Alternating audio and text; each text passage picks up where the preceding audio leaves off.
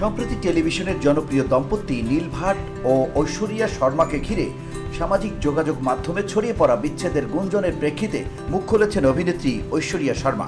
ইনস্টাগ্রামে স্টোরিতে দেয়া এক পোস্টে তিনি এসব গুজবের বিরুদ্ধে তীব্র প্রতিক্রিয়া জানিয়েছেন। ঐশ্বরিয়া লিখেছেন, আমি দীর্ঘদিন ধরে চুপ করে আছি, এর মানে এই নয় যে আমি দুর্বল, আমি শুধু শান্তি বজায় রাখছি। তিনি আরো বলেন, কিন্তু আপনারা কেউ কেউ এমন কিছু লিখছেন যা আমি কখনোই বলিনি, এমন কিছু প্রচার করছেন যা আমি সমর্থন করি না।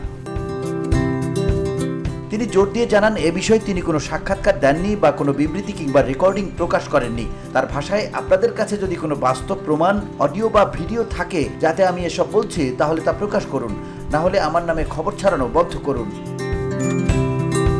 এই অভিনেত্রী স্পষ্টভাবে উল্লেখ করেন, আমার জীবন আপনাদের কন্টেন্ট নয়, আমি চুপ থাকছি মানেই আপনারা যা খুশি তাই বলবেন এমনটা নয়। নীল ভাট ও ঐশ্বরিয়া শর্মার পরিচয় ঘটে জনপ্রিয় টিভি সিরিয়াল গুম হাই কিসি সে প্যার মে এর সেটে।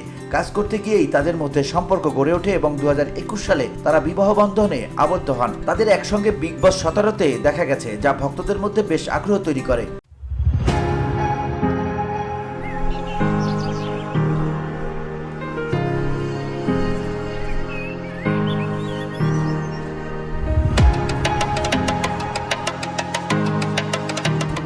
সাম্প্রতিক সময়ে তাদের আলাদা থাকার গুঞ্জন সামাজিক মাধ্যমে ছড়িয়ে পড়ে। কেউ কেউ বিভিন্ন অনির্ভরযোগ্য সূত্রের ভিত্তিতে তাদের সম্পর্কে ভাঙনের ইঙ্গিত দেন। এসব গুজবকে ভিত্তিহীন এবং প্রচারের অপকৌশল হিসেবে অভিহিত করেছেন ঐশ্বরিয়া। তার পোস্টে তিনি স্মরণ করিয়ে দেন, কেউ যদি নীরব থাকে তবে এর অর্থ এই নয় যে তার বলার মতো কিছু নেই। ঐশ্বরিয়ার এই বক্তব্য বর্তমান ডিজিটাল যুগে সেলিব্রিটিদের গোপনীয়তা রক্ষার পক্ষে একটি স্পষ্ট বার্তা বলে মনে করছেন অনেকেই। VOD Bangla news desk.